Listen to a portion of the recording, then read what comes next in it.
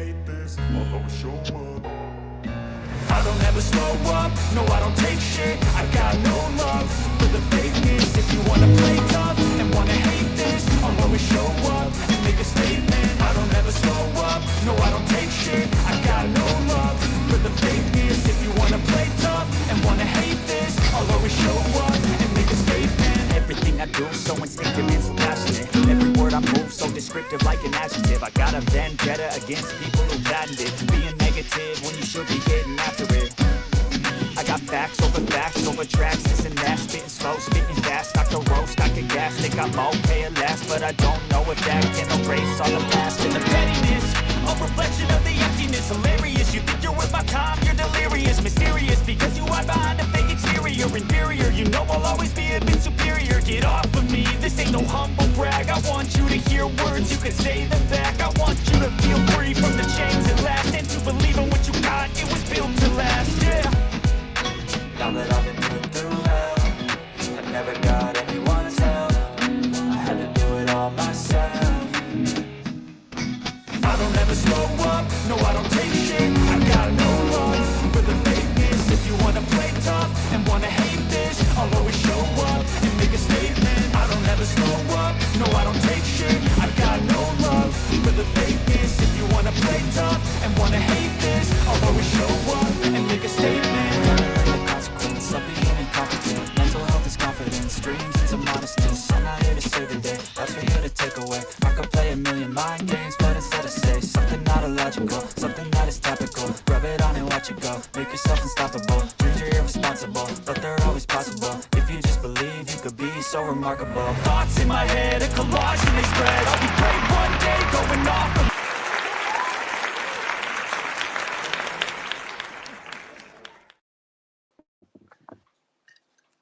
Good evening, everyone. Hello. Thank you for being patient. We had to start a little late tonight. Things come up, and we appreciate you all sticking in there with us. Oh my goodness. That's too tall. You're tall. So anyway, this is Wednesday, March 12th, and we have an interesting theme tonight. It's imagination or fantasy. We're going to talk a little bit about both and see how it relates to the Watchtower. So to begin, we've got our announcements, and this time we're going to read it off of our website. So if you haven't checked out the website yet, it's ExJWFriends. And if you Google that, you're going to find upcoming events. It looks like this, ExJWFriends. The upcoming events are on the left-hand side. That's any meetups that we're having or know of. And then on the right-hand side, there's going to be the birthdays. Can someone let me know how our sound is, please? I want to welcome John Marciano and Rebecca Wise and Ricky Bobby, and of course, Shauna. Sounds good. Okay, we can see and hear you great. Joe will be with us shortly. Okay, so starting with the upcoming events, well, tonight is Live with Joe and Fran. And then tomorrow night, between the hours of 8, I think they meant to say 8 p.m. and 9:30 p.m. There's a correction there.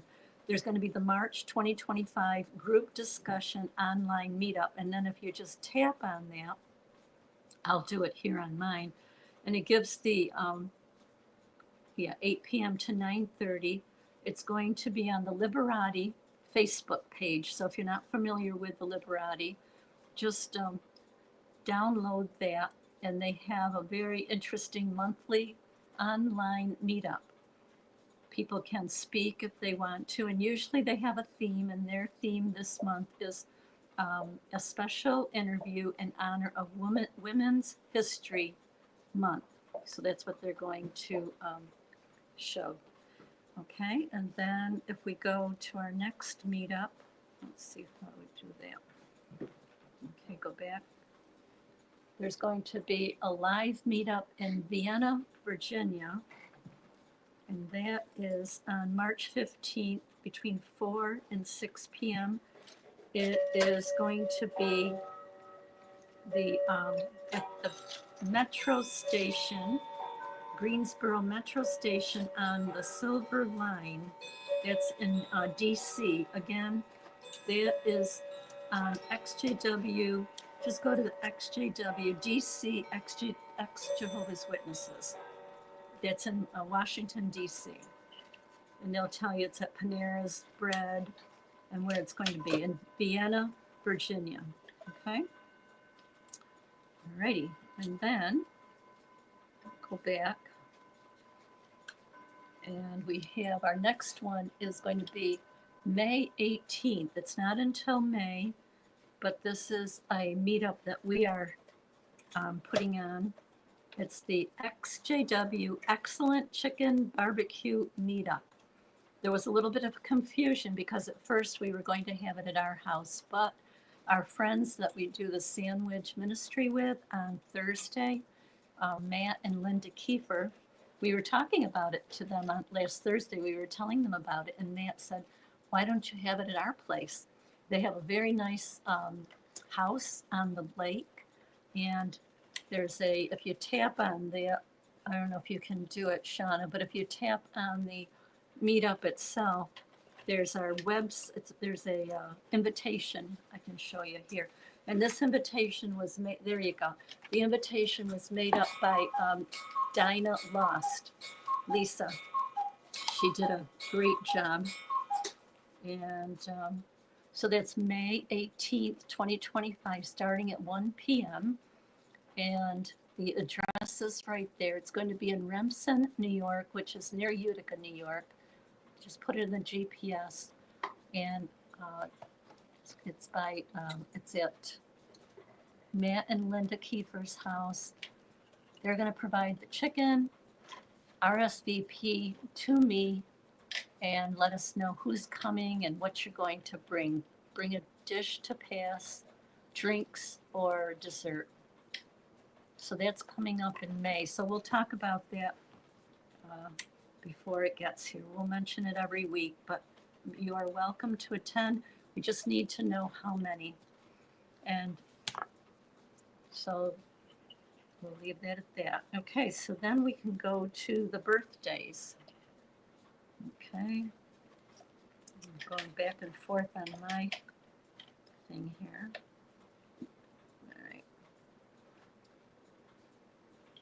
So for the birthdays for March, notice on the right-hand side, it's listed by days. And if we missed anyone, please let us know. But we're going to run down these birthdays. March 1st, Joe Garino, Wendy Davis. March 2nd, Shauna Hull and Martin Ha and Fran Garino. March 3rd, Stefan. March 5th, Indira Mako Brown. March 7th, Penny Tarrant and Alora. March 8th is Trevor. March 10th, Johnny Perkins and Linda Lawton. March 11th, Leo Rosenthal. And today, March 12th, is ExJW Joy and Patty Wall. Patty is Wild Wall's wife. March 13th, Natasha Garfield. March 15th, Artsy Kim and Joseph Gallion. March 16th, Lindsay Garfield and Lindsay Slatt. March 17th, Stephanie Lynn Carson. March 18th, Doris Melsheimer and Karina Harding.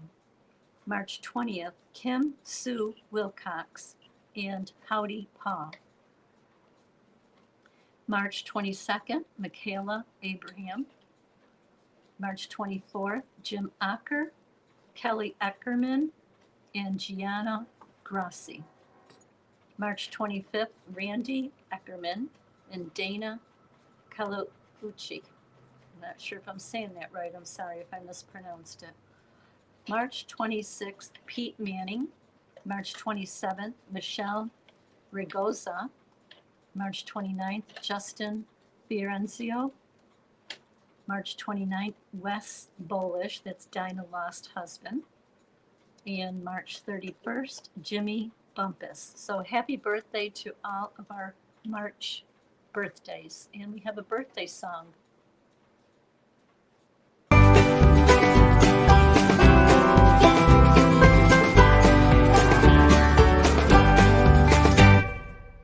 Happy birthday! Happy birthday!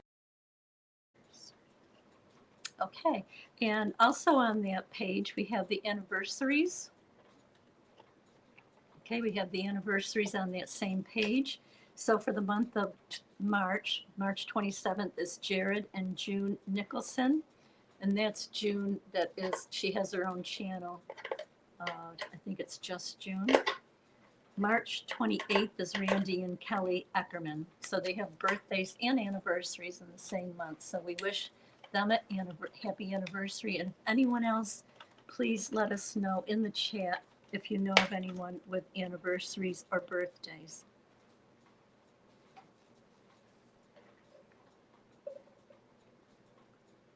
And actually, there's a correction, and I didn't know how to make it, but under Joe and Fran, that was last week's theme, transitions, love them or hate them.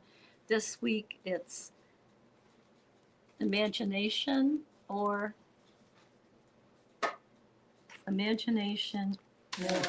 fantasy. Thank you, honey. Imagination or fantasy. So we're going to talk about that in a little bit. Okay, so let's go to, I'm just going to check the chat, try to keep up with the chat too. And fixing my faith. So thank you I want to thank David from the Discord group. He put that website together, ExJWFriends. We came up with the name of it, and Shauna started the website, and David has been keeping up with it. So we appreciate that. David has been keeping up with it. All right. Turn the clocks. Yep. Oh, thank you. Also, we want to welcome some new friends. During the week, we get phone calls or we get text messages, maybe an email. So we want to welcome Missy. I think she's listening tonight. That's Sparky Slag's sister. Missy called us. We had a wonderful conversation, and we welcome her to our program, ExJWFriends. And Juliet, we welcome Juliet. She's from New Jersey. And also Rael, R-H-E-L, I'm not sure how to say it. It's French, R-H-E-L. And she's from France, but it's already 5 hours ahead. So she's already in bed, but she'll watch the video that's taped. She mentioned that it's really hard to find XJWs in France because in the congregation, they make it very hard. They make it very hard for anyone that's not a witness. So if anyone knows anyone in France that is an XJW, please let us know so we can connect her. And let's see. All right. Who else is in the chat? We've got quite a few. Thank you for joining us. And we've got Ruby. Hi, Ruby. Jane Spitfire, Jim Acker, and Rebecca Wise, I think I mentioned. Alora Mermaid, she's one of our moderators. I'm celebrating all month long. Have to make up for all the years we didn't celebrate. Isn't that true? So that's a good point. You could have a month-long birthday celebration and do something special throughout the month. It doesn't have to be just the one day. That's an excellent idea. Yvonne, hello Yvonne, and Sky Graham, hi Sky, Wild Wall, Fallen Ashes, hi Fallen, thank you for joining us. Maverick is here, 587 Maverick, and let's see if there's anyone else that I missed. Dinah lost again. Hi, community. All right, I think we got them all. Okay. And Rebecca Wise says bonjour. Yes, bonjour to Ral. Real. Here's Hello. Joe. He's here. We're here. Did I hear we're going to be celebrating birth months Birth month. I like that. and a birthday? A birth month. Yeah, so pick your month, and you can make it, or birth week, or whatever you can do. Yeah. But it doesn't have to just be that one day. It can be something extended that you always wanted to do, and now you have the time to develop it. It's precious. Yes, it is. So just for the new ones who are on, we have a live chat going. If you want to enter the live chat on your device, you'll see chat, and you can just tap on that and start typing away. If later, after we talk a little bit, we've got people that come on live, and the way you do that is go to the top of the chat, and you see Fixing My Faith in yellow inside of a black background, and then the HTTPS StreamYard. So you tap on that yellow, black, and blue thing, bar, thank you. I can't think of the words, the bar, and you can come in on the StreamYard. So you don't have to do anything special, they'll let you in. You can come on with your video, you don't have to put your video on, and you can have just your voice. All right, so we're talking about imagination or fantasy. You want to start saying something first before we show a short video? Actually, no, let's show a short video first, and then we can kind of talk a little bit about it. Yeah, this is very short. We have a 2-minute, then we have an 8-minute. Yeah. So hang in there. Yeah. We'll talk about it.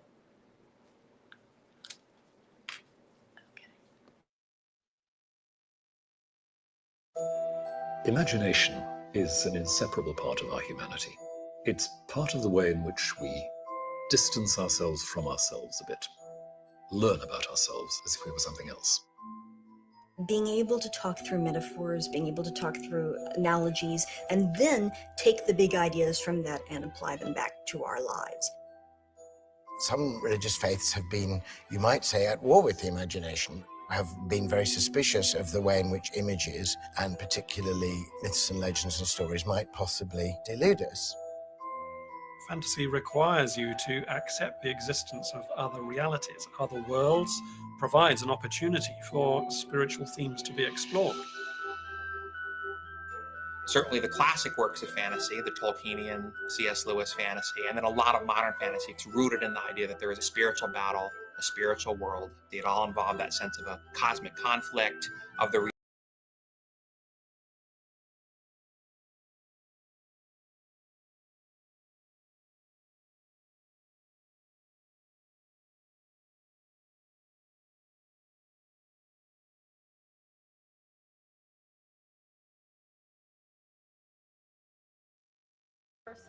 not just bestsellers, but cultural phenomena that continue to this day. It is a remarkable thing that some of the very best, purely imaginative literature, if you like, fantasy literature, has actually been written by Christians.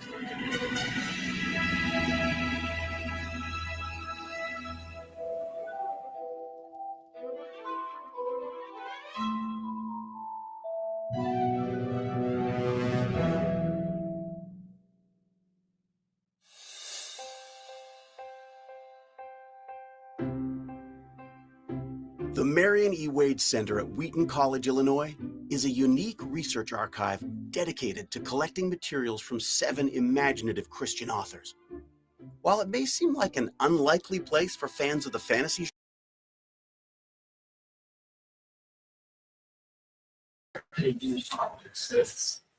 That's your 2-minute mark, Fran. Do you want more or? Just a sec, I can't hear you. Okay, yep, that's good. Sorry, we were muted. Okay, no problem.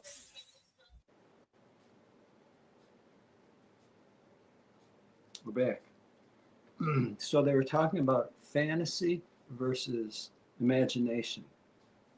And one of the statements too that they made, that so much literature is fantasy, and actually so much religion is fantasy. And that's what we can kind of discuss tonight. But if you want to draw like a distinction between fantasy and imagination, let's just imagine right now a forest of trees, and a man has to you have to cut down trees. You have to cut down 100 trees, and all you have is an axe. Oh, maybe even have a chainsaw. How about that? And you're going about your business doing it, and it's getting fatiguing. It's hard work, very hard, and dangerous work. And your mind is working and saying, oh, I've got this chainsaw. Yeah, it's faster than using an axe, so that's great. It is faster. Someone used their imagination, and they came up with a mechanical device that cuts trees, cuts wood. Wow, they used their imagination to do that. And now you say, wow, yeah, it makes me think. What if I can just grab the trees by hand and rip them out of the ground?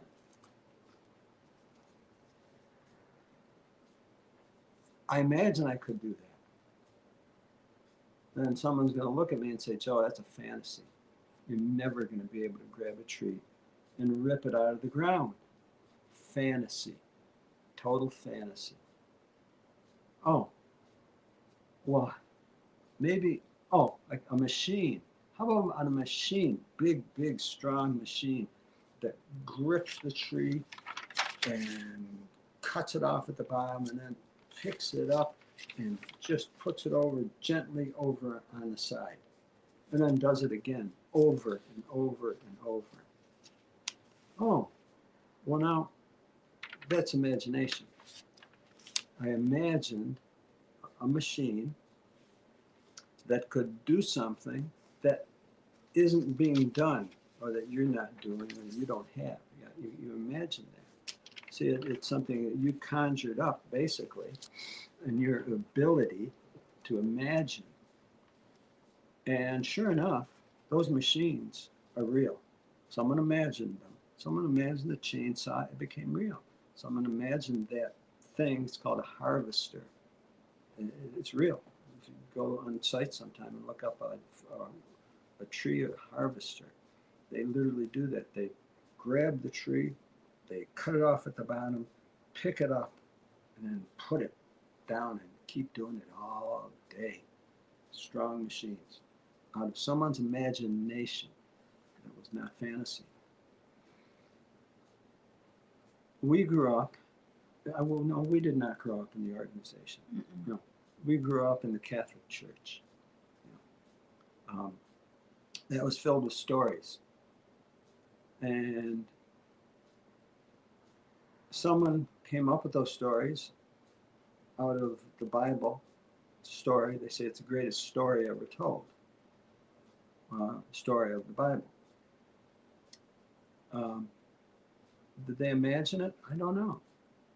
Is it fantasy? I don't know. Maybe. Maybe not. I don't know. How would you know? How would you know if it's fantasy or not? You don't know. What about the things that we learned in the Watchtower?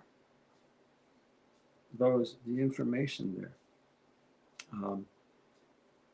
If you want to think of one piece of information, it was by Joseph Rutherford.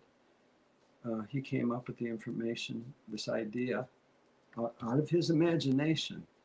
It was out of his imagination that millions now living will never die. When did he come up with that? In the 30s? 1930s. Oops. Millions. Millions will never die. Millions who have died are not living. Pure fantasy. Pure fantasy out of his imagination.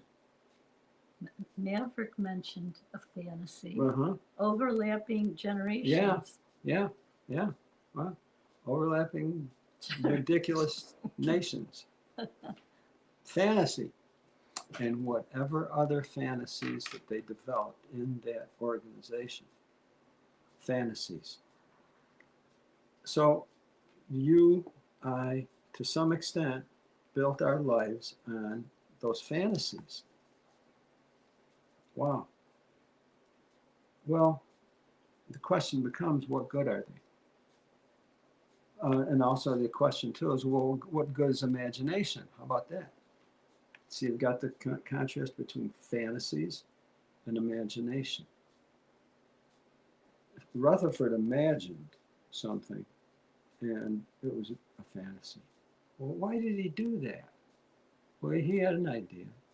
He was the one that came up with the reality that religion is a snare and a racket. That's not a fantasy. That is not a fantasy, as you can attest to, as we can attest to.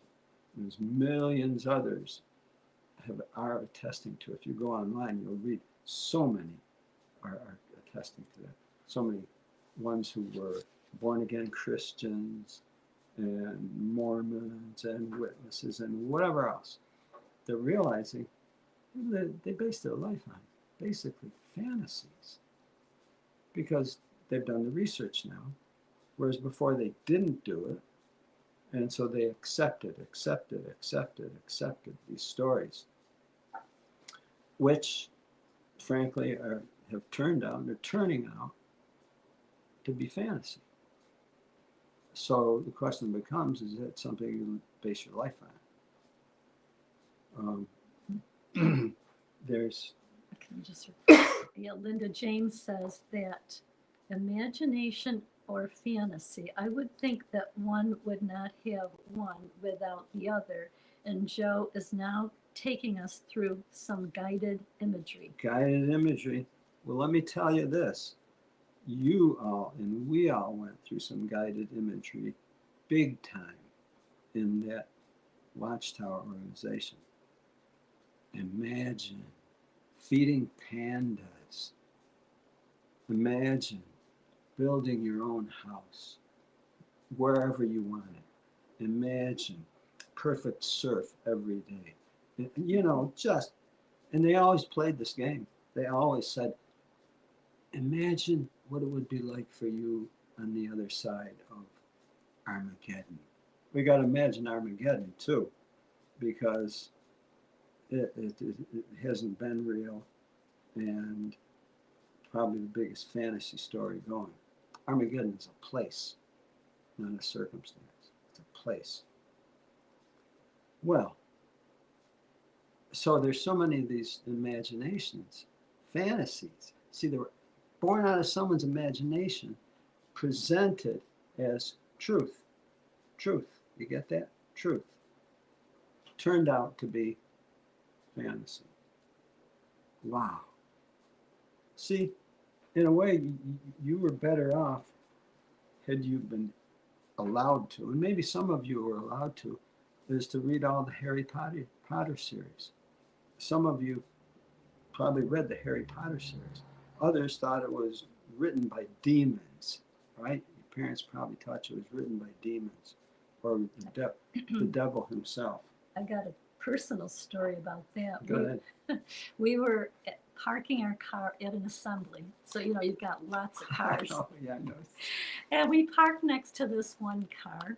I didn't know whose car it was. And in the back seat, I see Harry Potter books. I go, oh my goodness, isn't that terrible? Because we would never let our kids, no magic, no demon stuff, nothing like that. Well, come to find out, we found out whose car it was afterwards, and they had two young boys. And thankfully, they're not witnesses now anymore. But, you know, I was being judgmental, you know, because I was taught. Had I not been a witness, I probably would have thought, oh, that's interesting, you know, being a teacher and everything, oh, some literary, you know, oh, it's really books. Tremendous. But anyway, that was my personal story of being judgmental. Well, because you were taught to be. Mm-hmm. See, we were taught to be. You were taught to be judgmental. Why? It was all to further, to prop up a fantasy that we were to live our lives by. Why? To serve the needs of who? Watchtower. Why? To build their organization, to make them rich, so that they can use their money. What are they using their money for? Probably for some political purpose. Oh, they're not political? Wait a minute. You mean you're supposed to be neutral? Were you supposed to be neutral? Yeah. Were we supposed to be neutral? Mm-hmm. Well, do remember that Watchtower had its beginnings with its journal called Zion's Watchtower. They haven't forgotten that. But you have, because they wanted you to forget that. It's Zion's Watchtower. That's the political purpose of Watchtower organization. Zion's interests. And if you don't know what Zion, the Zion political agenda is, just check it out. You'll find out. You'll find out. So while you were strictly forbidden to be politically neutral, the Watchtower organization is working very hard at being powerfully political for a government. And that's not a fantasy. See, they're a government, and they said it would be a theocratic government. Yeah. And don't forget that theocratic government is allowed to lie. And they lied to you. They lied to us. They said they have the rights to lie. Theocracy has the rights to lie. And that's not according to my imagination either. That's according to what was stated. Did you say that Jehovah never lies? I didn't say that. No, you didn't say it, but they told us that. Yeah, they said Jehovah cannot lie. I always remember them saying Jehovah cannot lie, but they can. Oh, yeah. And they call it theocratic warfare. Yeah. That's what they told us, theocratic warfare. So see, here, as you think back, what you were believing, what we were being fed, was not true. It was a fantasy out of someone's imagination. Someone came up with that religion. They wanted it unique, a unique religion. Why? To grab people who are hungry. Hungry for what? Oh, hungry for spiritual nourishment. Well, that's what many people are. They have a spiritual side. And these guys, the Watchtower they knew how to tantalize you and me and tickle our ears and dangle that beautiful, beautiful, beautiful fantasy in front of us. Beautiful. Oh, such a beautiful fantasy.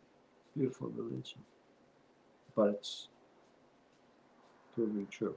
Proving true that it was a fantasy, but proving totally false. Not only false, but criminal. Because so many have been abused by the criminal actions of not only the organization, but of people in the organization. It's a criminal organization, political criminal organization. And that's not a fantasy. And that's probably going to be the hardest thing for some people to accept. It's easy for some people to accept because they've seen the facts and they face the facts. But no, unfortunately, not everybody's that quick about facing facts. Some people, when they hear something like that, they say, no, no, no, no, it can't be true. Why? Why can't it be true? Because I based my whole life on it. That's why. And I can't accept it. It's false. Because I would never base my life on a falsehood. That wouldn't be very smart of me. Well, it wasn't very smart of us. It wasn't very knowledgeable of us. We didn't have the knowledge. We were being snared. You know? You know what it means to be scammed? Well, congratulations. Now you know. We're being scammed, totally scammed. And now we're basically seeing our way through it and attempting not to be scammed anymore. I won't be fooled again. Great song. Now, does that make imagination bad? No. Does that make fantasy bad? No. But it's something that we need to know ourselves, what imagination is, our imaginations, and whether or not, you know, the reality. You know, you can imagine a great meal. How about that? If you're hungry, I bet you can imagine a great meal. and if someone said, it's not real, you'll never eat again. You'll never, well, you know you're going to eat because you're imagining something that you're going to go out of your way for, and you're going to get it because you need it, and it's real, and that's what we do. And we can imagine that. Well, on the other hand, if you fantasize eating a horse because you're so hungry, well, that's a fantasy. You're not going to eat a horse, at least not a whole horse. Reality is, in some countries, they do eat horse. They really do. They really do. They've been for hundreds of years, maybe thousands. Yeah, but that's okay. And that's not my imagination. Got the other video. The other video. So, fantasy versus imagination. Talk more about Is your life based on fantasy? Mm-hmm. Or do you have a life that's with an active imagination? Active imagination is good, but it's so good to know the difference between what is fantasy and what can be real, because that's how we grow, through the use of our imagination. Not fantasy, but we grow through the use of our imagination. Mm-hmm. We can go more into that later. Yeah, just that Jane Spitfire said Wild Wall, that song Imagine, supposed to be about the JW New World by John Lennon. Well, it is what I heard years ago. Whether it is or not, it's a pretty song, and we can imagine. We really should imagine. Maybe world. you can make that your own world. That's right. You know, the world that you can reach. That's it. Not the whole world. You can't reach the whole world. In your mind, you imagine that, but it's not. It's a fantasy at this point. If anyone promises you something, be very careful. They may know what you want, and they may manipulate you through your desires and try to sell you a fantasy. And that's exactly what Watchtower did. But no more. No more. Do we want to? Watch Yeah, the your next comments video. and input later, we look forward to, but we've got another Got a video. 10-minute video. Yep.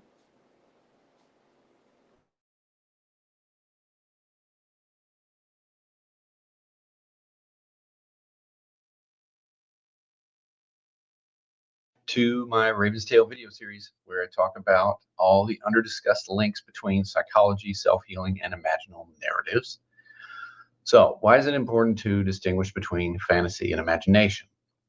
When you think of these two words, it's easy to see why you might say, well, aren't these just the same thing? And in colloquial usage, yeah, they kind of are. Fantasy can refer to stories, genres of storytelling, daydreaming, or whatever. Imagination, of course, is often used mean those same things too. But in analytical psychology, they have two very different meanings. And this difference has become very important in recent neuroscience literature as well. Now, I love fantasy stories. That's no secret. But genre is a different usage of that particular word, fantasy, than what I'm talking about here. For this video, I'm getting into the important technical difference between fantasy and imagination that we speak of in analytical psychology. So, what's the difference? If you're talking about the inner experience of things which are not there in the real world, there are two basic sources for them. On one hand, one source is fantasy, which refers to essentially consciously willed imagery, and narratives. This would be things like daydream, an anticipated situation, deliberately recalled memory, or maybe even a future plan. On the other hand, imagination refers to imagery that emerges suddenly into our awareness without any will on the part of the conscious ego. Dreams, suddenly recalled images, things that feel like they're out of the blue or what have you. This distinction is critical for not only creative work, but also for therapeutic work. You may not know this, but you have a hidden and limitless fountain of creative power within you. It's the imagination. Did you know? It's true. But it's not fantasy. It's imagination. Engaging with it without getting lost in fantasy is tricky. But once you learn how to do it, you unlock a powerful tool that you can use to help with self-development and growth, as well as supercharging any creative works that you're trying to do. Because here's the secret. They're both the same thing. That is, the creative works and self-development is both a creative act. More recently, this distinction has been made by researchers in spontaneous thought, which includes neuroscientists, but also philosophers, artists, and other creatives who have found the distinction extremely useful. But of course, this distinction between these two kinds of inner imagery goes very far back. It goes back thousands of years. Tantric meditation, I believe, has this distinction in place. I'm not an expert on tantric, but any of you out there who are familiar with this, please, correct me if I'm wrong. But I'm pretty sure that that is one element of this ancient tradition. In the West, this distinction goes far back, at least as the Hermetic tradition, and I strongly suspect, for reasons too complex to get into here, that it was part of a much older tradition in the Celto-Germanic peoples of the Iron Age, such as Druids or skalds of Norse poetry and more ancient traditions of mantic practice. Throughout the medieval period, of course, you have the alchemists, and they discuss this very same distinction. Characters like Paracelsus, Thomas Vaughan, Agrippa, all of these guys make a big deal about how useless fantasy is compared with the imagination. They often equate fantasy with illusion and sterile, dead-end paths of practice. But why? Well, it was felt that if you could consciously engage with imagination rather than simply getting lost in ego-driven fantasy, then you would be able to accomplish psycho-spiritual perfection through rigorous practice. The ultimate goal of the alchemists, for example, particularly the spiritual ones, was to achieve a perfect union between the body and the divine. The philosopher's stone for these mystics was a metaphor for this union, through which one could achieve ecstatic union with the cosmos. In analytical psychology, Jung developed a modern psychological version of this practice, and he drew from the alchemists when he was developing this. Now, his goal was something a little bit more prosaic, which would be healing neurotic symptoms and achieving greater integration of inner conflicts, although he did still acknowledge these higher purposed practice aims as well, like divine union and all that religious experience, particularly in the second half of life. He called this practice active imagination. Now, there are some out there who criticize this practice and claim that it's all just ego fantasy or scripted Jungian stuff. Pay no attention to these naysayers. Active imagination is a legitimate practice, and it's very effective. It is, however, not very easy to do at first. It requires a lot of practice and a lot of patience, which, unsurprisingly, the ancient alchemists repeat over and over again. So the practice of active imagination is one best undertaken with the help of a knowledgeable practitioner, such as a therapist, a trained coach, a professional.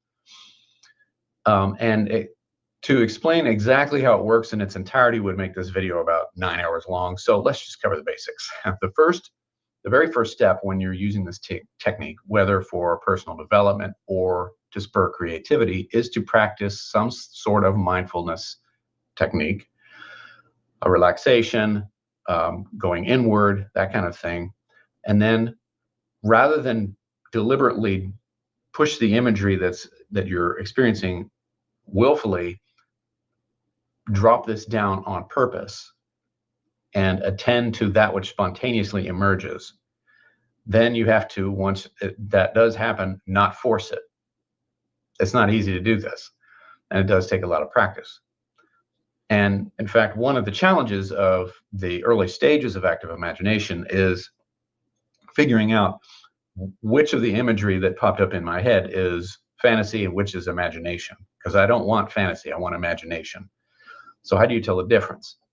Well, this takes practice. On a certain level, you're going to have to develop a feel for it, but some starter points, I think, are number one, fantasy is going to tend to be very repetitive.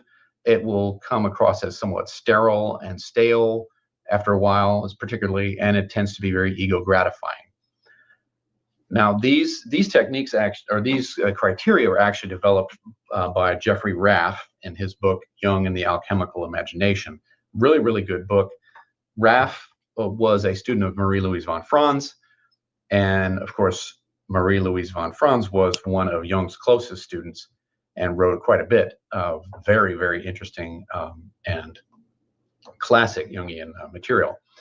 I actually emailed Raff and asked him if he would agree with a couple of other criteria that I have come up with on my own, and that is ways that you can identify truly the contents that are truly from the imagination. And what I came up with is that imagination content should be surprising. It should be sometimes not what you want to experience. In other words, it's the opposite of ego gratifying, and it should have this uncanny feeling of weirdness to it. It will be unexpected very commonly. When I added these and I suggested those to him, he said, yes, those are very good additions to that. He also mentioned that patience and persistence is very critical in this practice. Anyway, when you draw from fantasy in your own meditative practice, self-development, or creative work, you won't get anywhere. You'll just wind up circling around your own complexes and not drawing from anything truly creative. If, however, you learn how to engage seriously with your imagination, that's when the real work begins and the truly inspirational content will come from that endless source of creative energy that we all have. Catch you next time. Okay, so there he brought out some really interesting points. What I got out of it was that let me go back to my notes here. Okay, so fantasy really, it's more self-gratifying, more for the self, and imagination is more for growth. And he said, you have to what's the word? Mindful, be mindful. And it's usually the thoughts that we have that are spontaneous and not ones that we kind of come in and dwell on. In other words, sometimes a person does the same thing all the time. Over and over. And someone would ask them, well, why are you doing that? It says, well, what do you mean? Well, blah, blah. And you explain to them what they're doing and say, oh, why didn't you realize I do that? I just do it all the time. Well, didn't you? Were you thinking about it? Well, no. My grandmother had a saying, if something happened that shouldn't have happened, in other words, if I did something, made a mistake, dropped something, forgot to do what I should have done, and messed something up, she would look at me and say, were you there? Were you there? In other words, was I there? Yeah. It means, were you paying attention? Were you paying attention? Were you thinking about it? Mindful? Weren't you being mindful? So most people don't practice mindfulness. In other words, what am I thinking now? I've got to do such and such. What would I normally do now? Oh yeah, I usually have this idea and I approach it based on this attitude. Oh yeah, because again, you have a principle in your mind that you run by, and you go on that and you just do it. Well, and you stop and think, where did I get that from? Well, why? Well, yeah, I hear that all the time. Someone tells me all the time. Go to the meeting. They're always telling you, in service, study, whatever else. Well, they don't want you to be mindful. They want you to mind them. Mhm. You're not supposed to be mindful. If you were mindful, if we were mindful, we would have considered our needs, our thoughts, our values, what we need to do, and we would have put our mind to that. Yeah, because one of the things they would tell us when they would start the meeting, they Ooh, would say, terrible. now just, empty your mind, think about what's going on here. Don't think about your day I hated or that. your job. I heard that when it's every like, time I heard that, that's I like said, hypnosis. screw you. I'm thinking about everything I need to think about, and I'm just going to turn you off. Yeah. That's all I did. Yeah. So they wanted us to fit into their fantasy Terrible. and not use our imagination. Well, now that we're out, now we can use our imagination. And I thought that was an excellent suggestion in the beginning when we were talking about birthdays rather than just celebrate one day. Well, that's what you said. No, I was reading. Oh, yeah, I okay. got to Who's give that? credit to, Yes, it was yes. Alora, Okay, right, Alora? We, Alora came up with the idea, well, I celebrate the whole month, and I thought that was great. So, what an imagination. yeah. So Joe's and I have been celebrating all month because Joe's was March 1st and mine was March 2nd and Shauna's March 2nd and Stefan's March 3rd, and it just keeps going on and on. But, See, that's an imagination. That's imagination. And, Yeah. it could be either individual or it could be group imagination. Yep. And it goes places. Yeah. And here's the important thing. It's not fantasy. What it is, it's envisioning something that doesn't exist right now, but that it can, if you, someone else, wants it and needs that. And you stop and think, we're going to work on that. Yeah. I can see it in my mind. We just need to make it real. I like what Rebecca Wise says. She said, my daddy would say, was your brain with you all day long, That's all right. day today? Yeah. He was great. Now, it's a good one, That's right. because, where were you? Were you there? Joe's grandmother would say. So anyway, if anyone would like to come on, now's the opportunity to come in the chat. Just go to the top of the live chat and tap on Fixing My Faith. Shauna will let you in the StreamYard, and you can say whatever's on your mind, or imagination, fantasy. Yeah. Let us know. What do you remember about being in the organization? And then later we're going to have a short video from an ExJW about the advantages of leaving the Watchtower. Yeah, I think maybe to define it more, where did your imagination take you? Or where did you go with your imagination when you were in, or now that you're out? Mm-hmm. How is your imagination traveling and wanting to do something? And what will you do now? Mm-hmm. What ideas? Yeah, please come on and share your thoughts. Do you imagine college? Do you imagine getting a trade? Do you imagine just going places you want to go, or just doing nothing on Sunday? What do you imagine? We go for rides on Sundays. Joe will say, okay, where do you want to go today? And we'll usually not have an idea, but then we'll start driving somewhere. And last Sunday we went to this, it was like an antique shop, but it was secondhand stuff, but it was very nice. We got a cup. We talked about how we collect cups. I thought I brought it right here. Did you see it? Didn't see it. Well, it was here. I thought I left it here. Where is it? But anyway, we bought a cup, and we bought a book that you can sign, because every time we go on our meetups, we have people sign our books. And what else? Oh, we got a ruler, kind of an antique ruler from where my father worked in a factory in Utica called Chicago Pneumatic.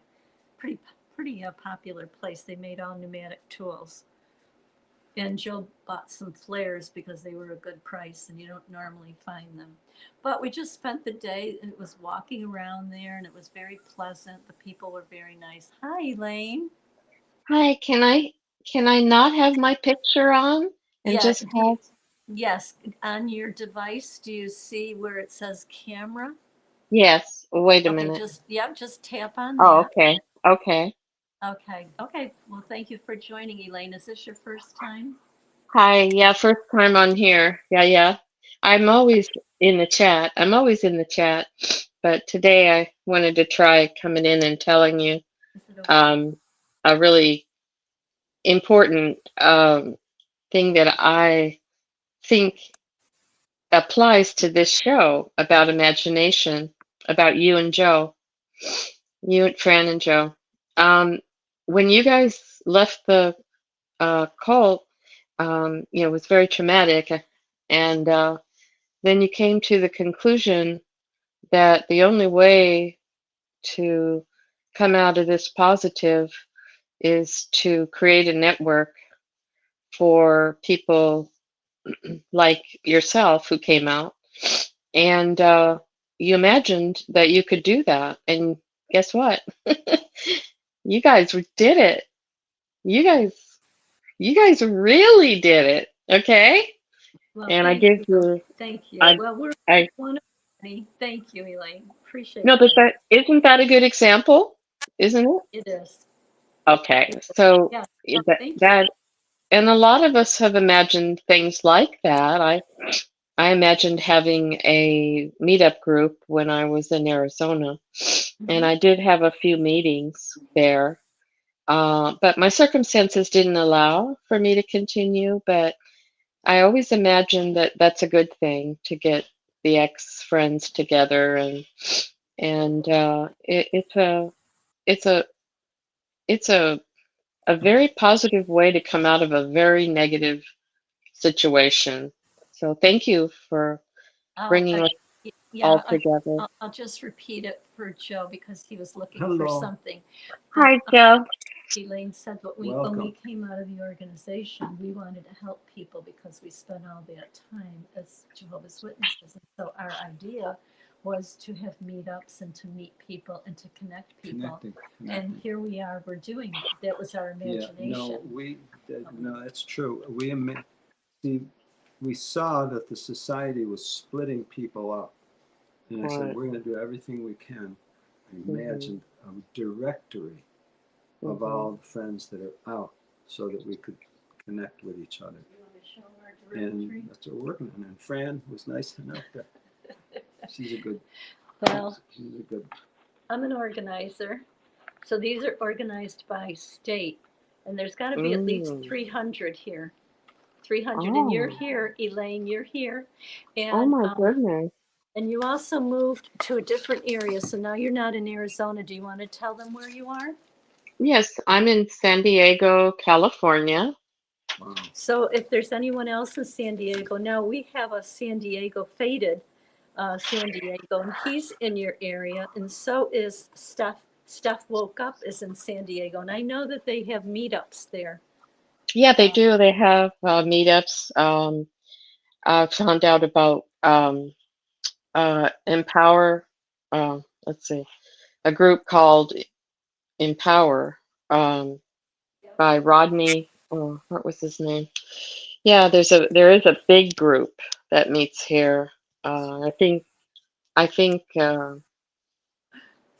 the other two ex-witnesses are involved with that. I'm not positive. But am I still blank, or can you No, guys you're see blank. me? Yeah, we can hear Oh, you. okay, good. We can hear Okay. you. We're so Yeah, glad. I'm not presentable. Oh, But you're okay. yeah, so I'm just wanting that hit my brain when you guys did this show. I'm like, well, let's give the best example, and not just you guys, but the other groups too. Fixing My Faith, Vern and Shauna, and then of course I've been listening to Rick for many years, and he's Yes. had a great success in bringing people together. So the more the merrier, because we can't have one group. We are Yeah, 50 Oh, states, that's no. true. Oh, no, my and goodness. the XJW world is international, let alone Yeah. national. That's right. Yes. But we need more and more. And I think it's just, I'm very thankful and supportive of all the things that most everything I'm supportive of, like what Jimmy did with the letter. I participated. I think we all want to participate as much as we can, We but can all do something. We can all do yeah, something. yes, and just by contributing to your show, I come in the chat mostly. I haven't come on the stream line. You want to tell them what your chat name is, Elaine? I'm not sure. Okay, you don't have to if you don't want to. My chat name. Oh, Elaine, you want me to tell them? Yeah. You mean brain drain? Yeah, Elaine. Oh, yeah. See, when I woke up, I was on YouTube a lot, and I didn't want to go by my birth name. My first name is Christine, and I went with my middle name. And then I asked a friend, how could I make a cute name out of Elaine? And what came to me was, when you leave the organization, your brain has to be drained, because it was kind of like a hard drive had to be reset. I like so my brain is trying to reset, and it's very difficult because I came out when I was 63, and so so then that's it's where been. And I've got to jump in and say, and that's where the mindfulness comes in, because if you're not mindful, you'll retain things that you shouldn't retain, things that the society. In other words, though, it'll keep running in your mind in the background if you're not mindful of those things, and that's what's happening with so many friends. Oh, I still have a lot of leftover stuff in there, but I identify it, and I analyze why I have it, and I try to accept that certain programming is something that I'm keeping, not doctrine, or not cult doctrine, but I'm talking about. I'll give you an example. Well, we always had in our mind that we were at the end. It's a doomsday cult, right? So that's in our programming, the doomsday. Well, when I came out, I started learning about what's going on in the world, and I opened my mind to pretty much everything on the internet so that I could learn, because I'm too old and not well, so I can't go to college. But I'm learning what's going on in the world and paying attention. And what hit me really hard and kept me in fear was, I still believe that the world was coming to an end. I still have that programming, but I don't back it up with the programming that God is going to bring in. I've drawn a conclusion for myself that man is self-destructing. He's destroying the earth, and he's destroying they're destroying one another. Human beings are very destructive. So that programming I still have really deeply, and I can't get rid of it because I feel it's backed up by world incidences, things that are going on in reality, not in fantasy, or not in my imagination, but just looking at the facts about what's going on. And I've taken it all in, and then I had to grieve that man might destroy himself.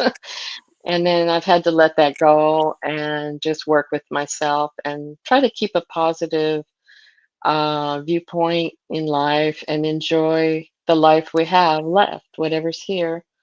And that's. Elaine, I'm going to jump in and interject this. See, that's a cup. It says a cup of happy. Yeah, exactly. And the inside says, I don't know if you can read it.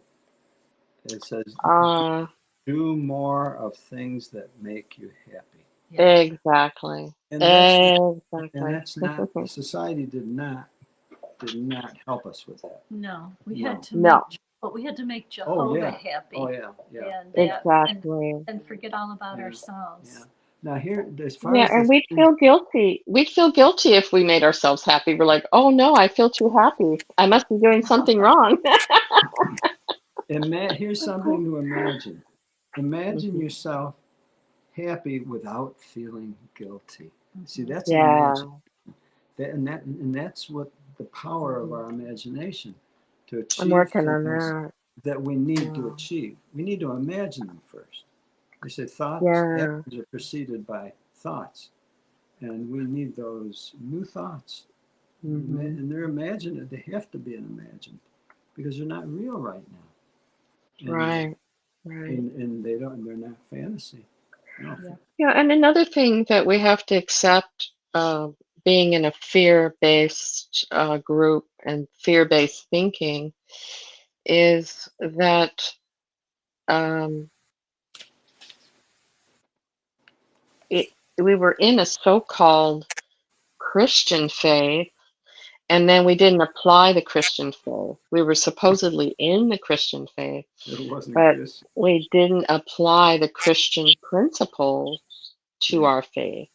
And what I say is that, for example, if you really want to follow the policies of the Bible with the New Testament and the Christianity basis for forgiveness and for the blood is supposed to cover you, and you're supposed to be clean and declared righteous, and grace, you're supposed to have grace, and none of that happened in the JW religion. We were withheld from all that.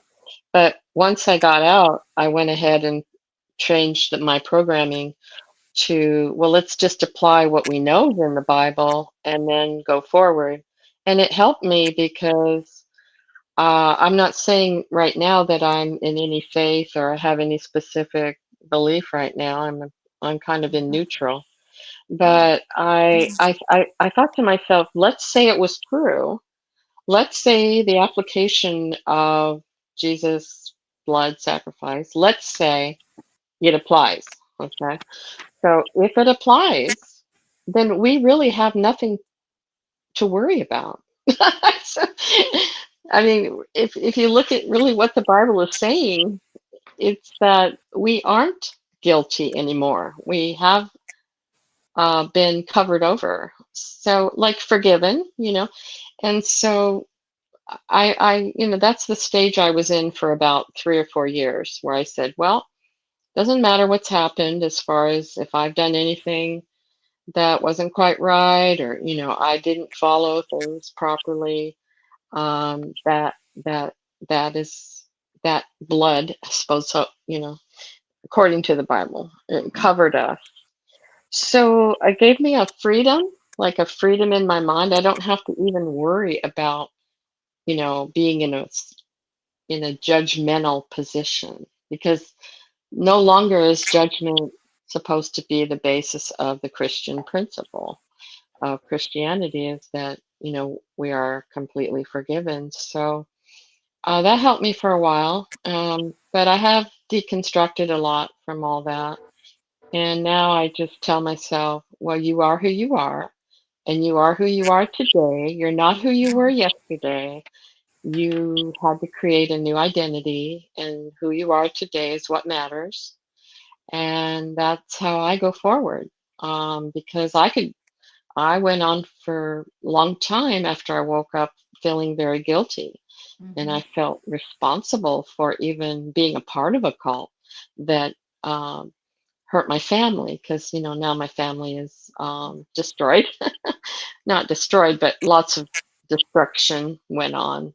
And so now I just say, well, I'm who I am today, and if there is a God and if there is forgiveness, I'm forgiven according to the teaching, and therefore I can go forward with a clean conscience and just do good today, do the best I can today, and help others, or have my purpose, find a purpose. And I have several things that I'm doing, and I have goals, and It's And important. when we consider, that we have that imagination, it's you are free to take that wherever you want to, Elaine. You're not restricted by No, a religion or that organization that keeps you confined, because right. we have limitless ability to Hmm. imagine, Yes. limitless ability. Now we may not have total ability to carry it out, No. but there are things we can carry out. Well, And there those, are. Yeah. and those when we allow ourselves and give ourselves the permission to carry those things out, then we're who we are supposed to be. They Yeah. say the goal in we need to be who we are, Hmm. not who someone. We also can create. We can create who we are. Oh my goodness, yeah, And because, if we have traits that we maybe had in the past that didn't serve us well and well, didn't. think about the opposite of that. If we Hmm. don't do that, someone else will create us for what Yeah. they want. And that's exactly what Watchtower did. Yeah, that's a good So the point. protection Mhm. is to protect our right to be who we Yeah. are. Yeah. And we didn't do that. We didn't protect that. We Mm-mm. did not protect No, it. we No, became. we were very vulnerable. Yeah, Hmm. Yeah. yeah. Yeah. Well, there was another thought. I don't know if I have a minute or if somebody's waiting for me, but do I have a What, minute? I can add one more thought. yeah, go ahead. And if there is anyone Um, else, Yeah, please you're come welcome in to. and, yep. Go ahead. mhm. Well, another thing that can happen, like you were saying, someone else can kind of push into your life and create, or even force you to be a person you don't want to be. Oh, yeah. Oh, yeah. I got into a toxic situation, and I had to endure it for about 4 years, and I had the help of my sons, and so what's happened is I've been able to get out of that situation. But my my reason I got into it is because I was still very gullible about people that would well, basically lie to me. I believed some things that my sister presented to me. And I imagined actually that everything would work out Yeah. and if I went forward, but it didn't turn out that way. So I wanted to warn uh, uh, fragile hearted and naive Jehovah's Witnesses that are coming out. Try not to just believe what people tell you. Try to because people come into your life, and it might be family, which this was my blood family. Not they weren't witnesses. The situation I got myself into. Be careful because we do I do have a trait in me that was formed by being a Jehovah's Witness, and that was being naive and Mm-hmm. vulnerable to believing people. I Yeah. believed people. I trusted people a lot, way too much. And I'm not saying become negative of everyone you meet, but I let my guard down because this was my sister, fleshly sister, presented herself as being someone who cared about me and wanted to help me.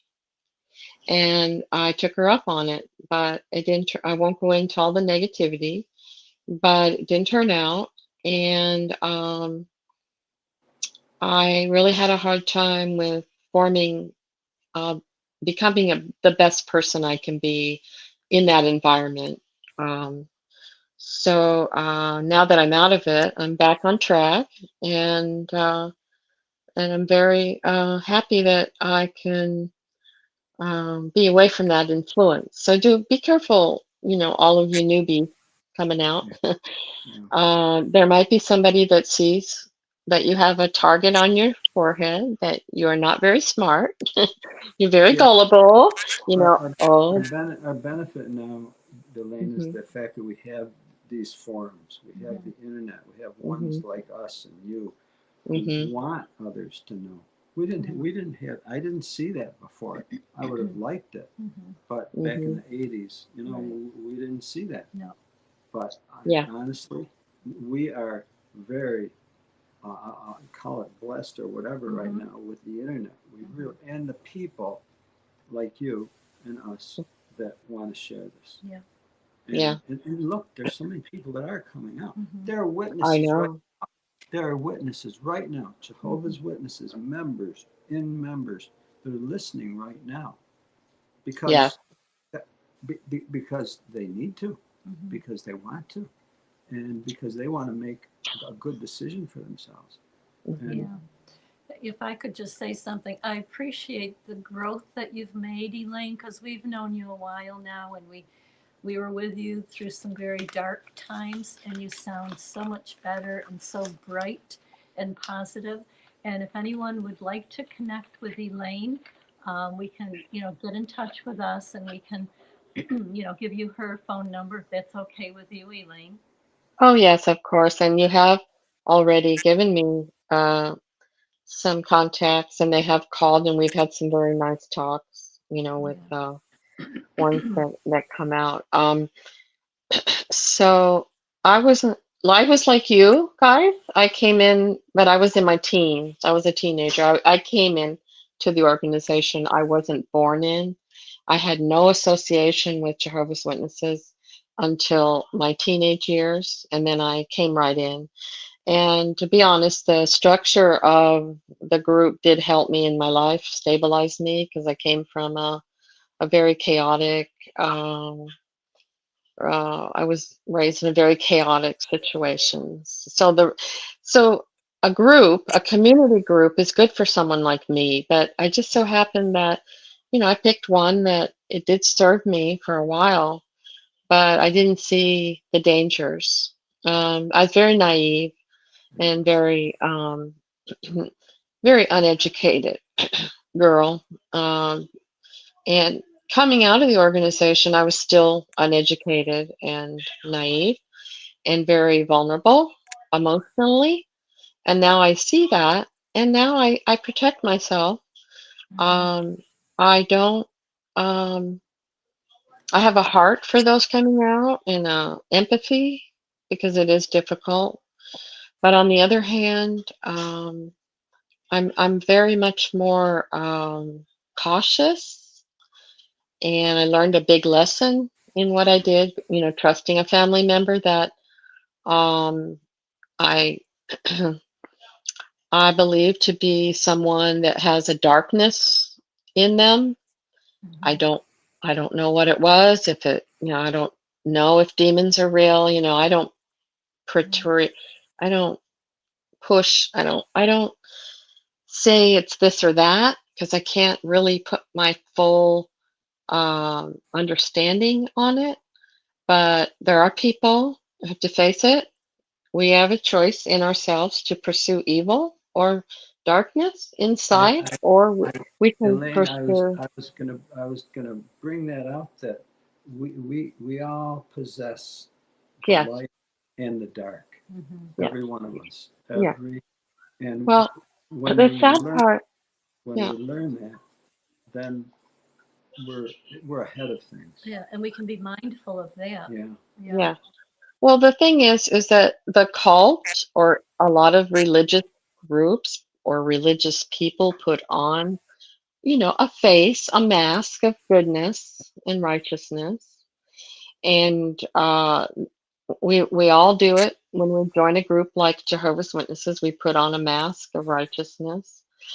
Uh, but there are just in general people in the world, not so much in a religion or any specific group, that develop a lot of darkness inside, and then they cover it up.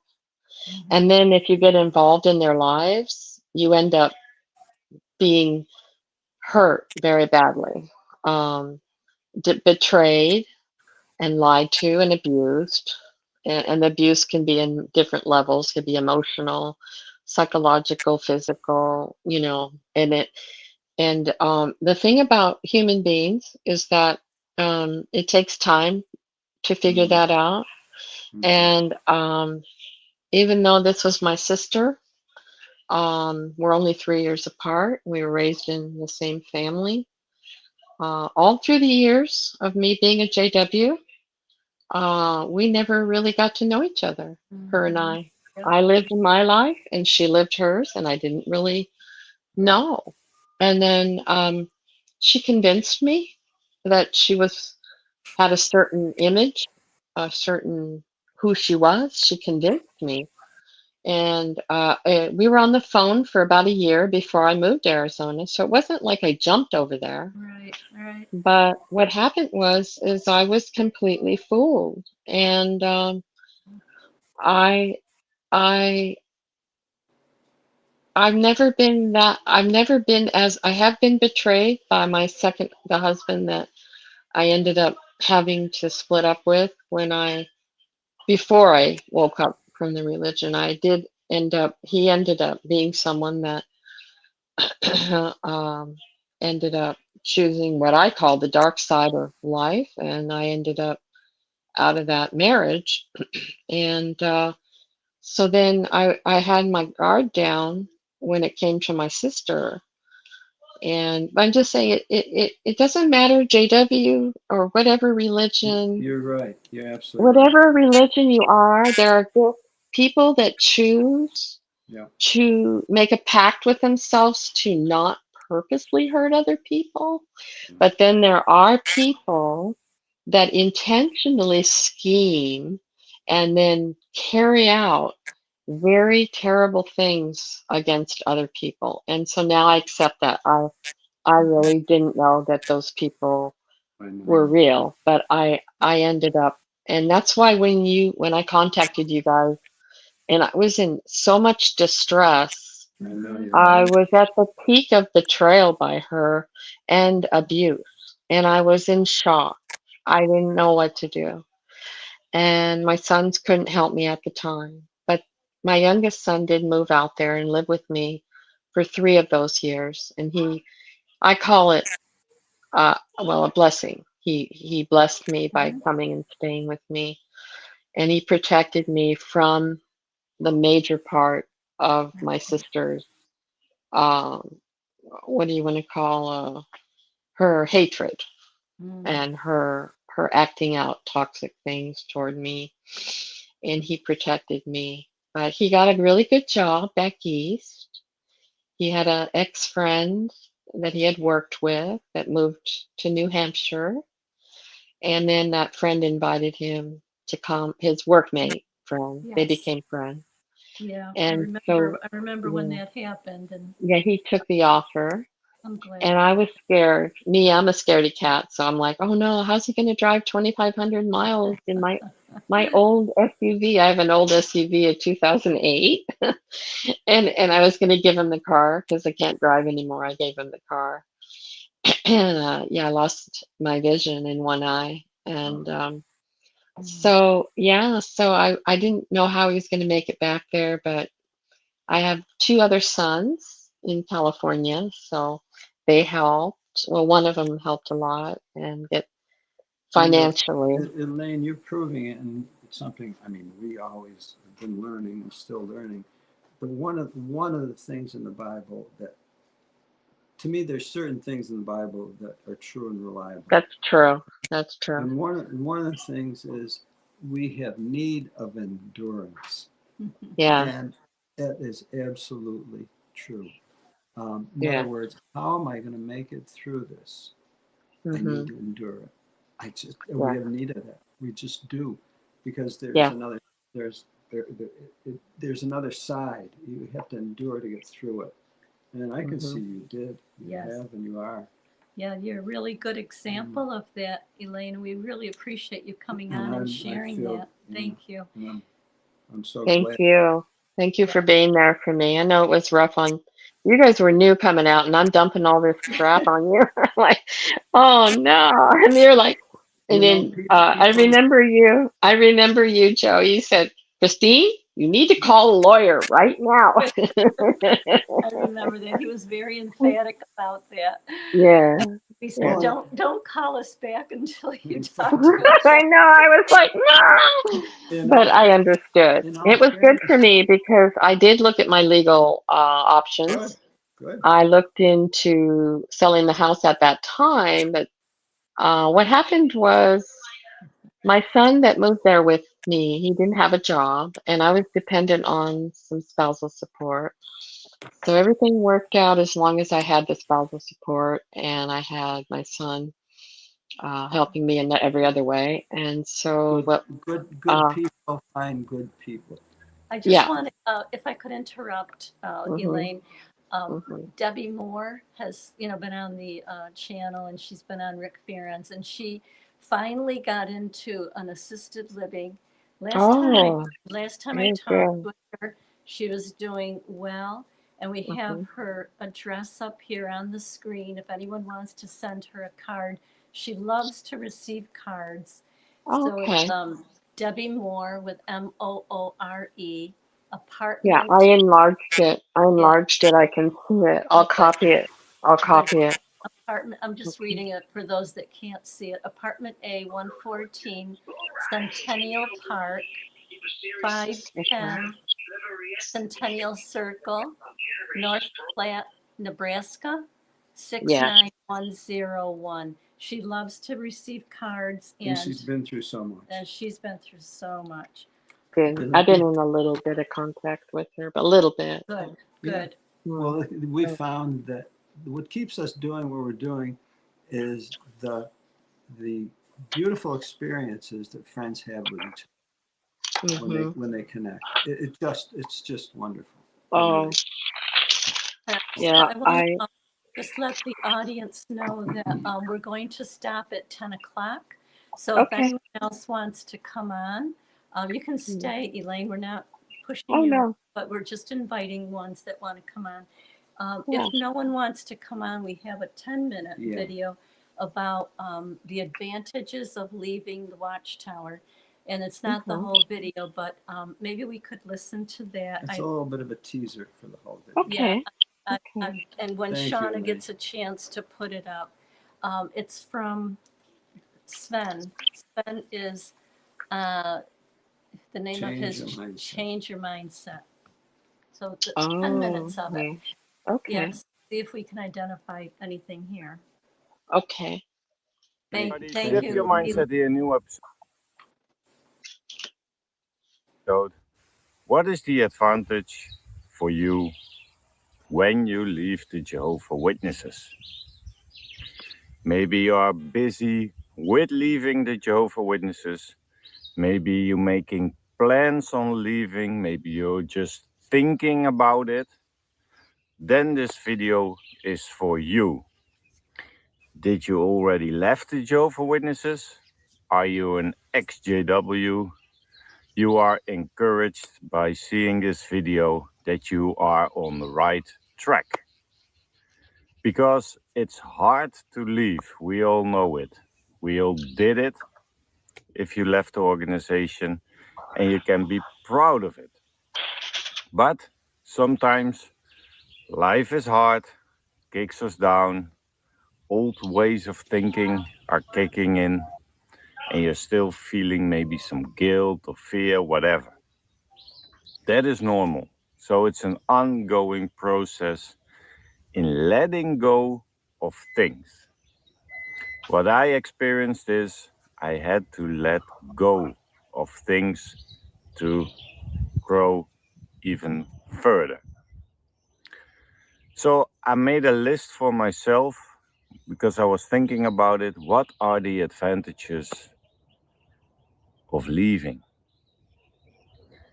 One of them for me is time. Time, that was a big one. Why?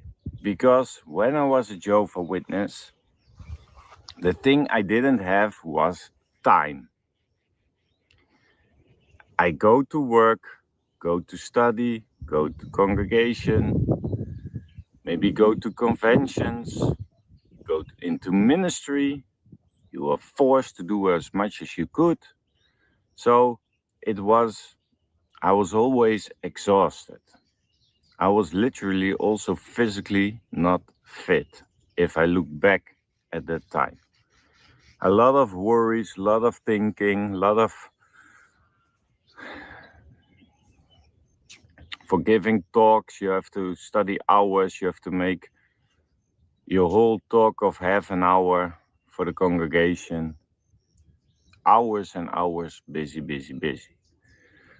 And then you leave the Jehovah's Witnesses. And that is a strange thing, was it for me? Tuesday evening, nothing. Monday evening, no study. Saturday morning, no ministry. Sunday morning, no congregation meeting. It felt weird in the beginning for me. Let me know if it also felt weird for you, maybe. But it felt weird for me. What do I do with all that time that I have now? That was a big thing. And then you can fall into a black hole a little bit. Yeah, what am I gonna do now? What do I like to do now? Who am I? What am I? So it's about your identity. It's creating and building up your new identity. And the only thing you can buy with money is time. And time is all that we have left on this beautiful Mother Earth. So spend it wisely. Another thing, I wrote it down, is freedom of belief and thought. And that's a big one for me. And I think it's maybe the major one for everybody who left the organization. Because what is better than practicing your right to believe what you want? Not forced on me, because I was brought up as a kid in the Jehovah's Witnesses. It was forced upon me. I can say that. I didn't choose for it on a later stage in life. No, it was forced on me. And if you have autonomy in what you can believe, you have freedom, because you can explore. Like a little child who's exploring the world, now you can explore your own world. And you can question anything without feeling guilty. If I question something in the organization, other people, especially the elders, were making me feeling guilty that I questioned something, because it's more like shut up and obey at this moment in the organization. But it's so good that you just can explore in your own head, that you feel that freedom, that you can think thoughts, think about things you weren't allowed to think about. That's your freedom. Also, that you can start your critical thinking. It's also coming with the freedom of thought, that you feel such a liberation when you are no longer bound by rigid religious guidelines. You have to shun this person, you have to shun that person. Why you love that person? The only thing they don't want anymore is to believe in the organization, and they leave. But it doesn't change a person, isn't a complete other person at any moment. No. So you can think critically, what is my place in this world? What do I want with my life? What do I want to achieve in this world? So start your critical thinking as soon as you leave the Jehovah's Witnesses, because that will help you along the way in your process, believe me.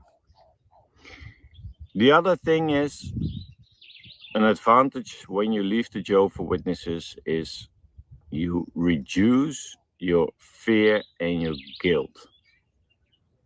the moments I experienced the most guilt and fear was in the Jehovah's Witness organization.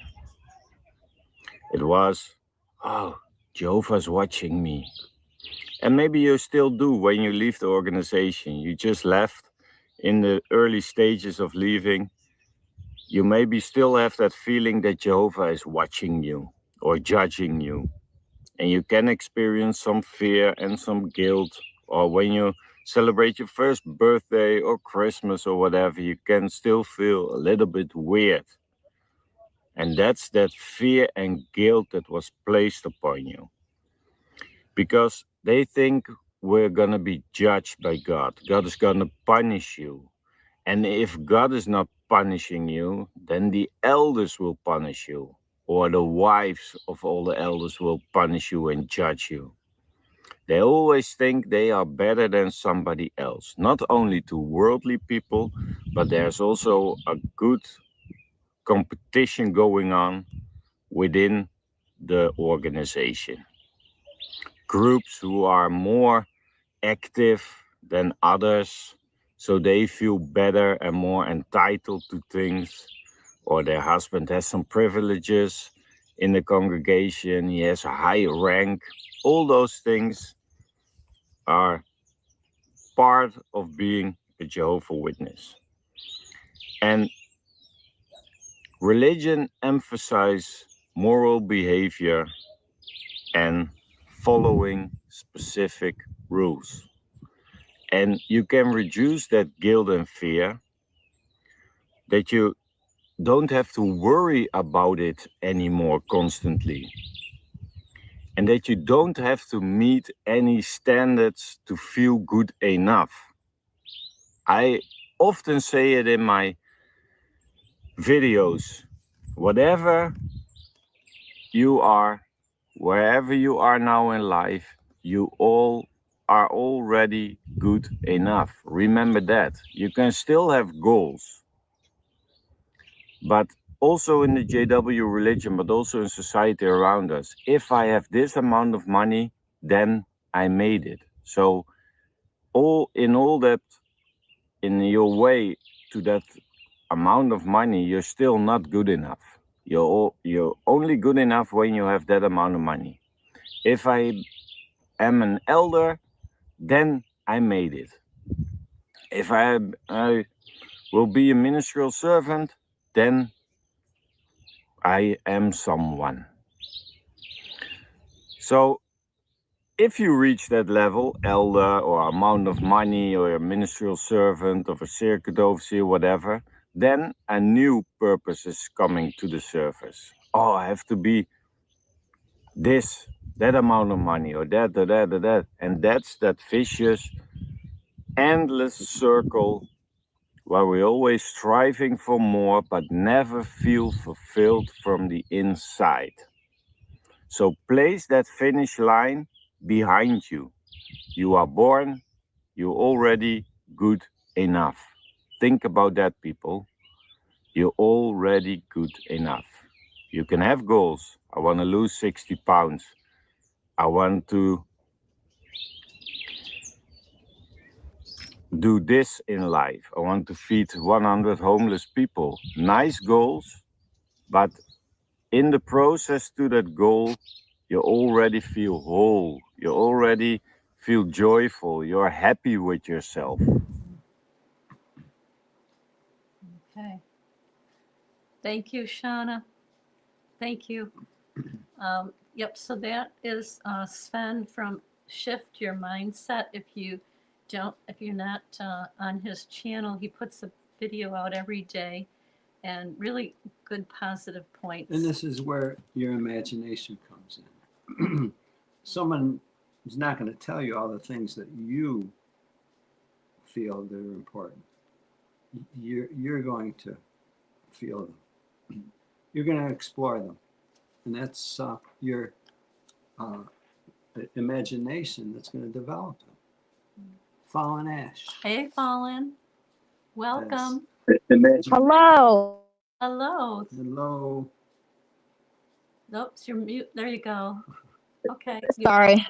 It's okay. We can hear you. So, imagination, what do you think?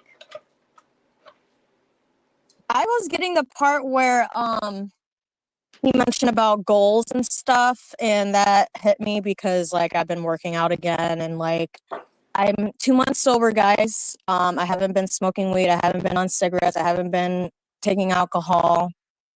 You know, I never was on that stuff in the beginning of my life, you know? Good for Like you. even though maybe we were in a cult, like I was genuinely happy, brainwashed. But like it, you know, I may not have been my authentic self, but I was healthy, Yeah. you know? Yeah. Yeah.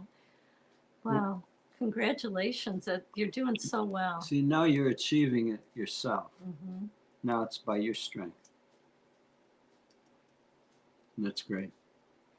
Yeah, you said you replaced going to bars by going to the gym, and that's a great, you swapped one, something that was negative and for a positive, and you feel so much happier. You look so much happier.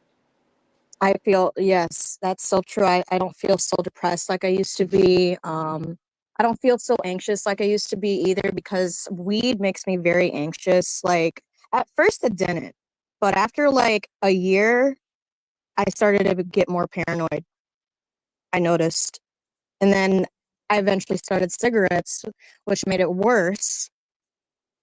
So yeah, I'm glad that I took a step back. I just had to. I had to take a step back. You know, no So one has to convince you of that now, Mm-mm. Fawn. Now you know. You've determined it. You've explored it. You have the evidence. That's powerful. well, thank you. Yeah. And these meetings really help too. I really like enjoy seeing everybody. Yeah. Yeah, we enjoy it too. Oh, we need each other. You know, we need to inspire each other. And you see what you're doing right now, you're inspiring others. They need it. Mhm. You need it. We all need it. Yeah. Since we've started, doing this, we've come across so many that have changed their lives because it really is upsetting when you first leave. You're dealing with so many things, and the easiest thing to do is to either, smoke or, take weed or drink. And it helps kind of at first maybe calm your nerves or just kind of relax you. But sooner or later, you have to face it that, there's a real world out there. Yeah. Yeah. Yeah, And a big part of it. Sorry, what? And you're discovering your strengths. Yeah. Right. Yeah, I feel like what helped me get off of it too was my environment. You know, I used to live the van life, so it was that environment living in a van.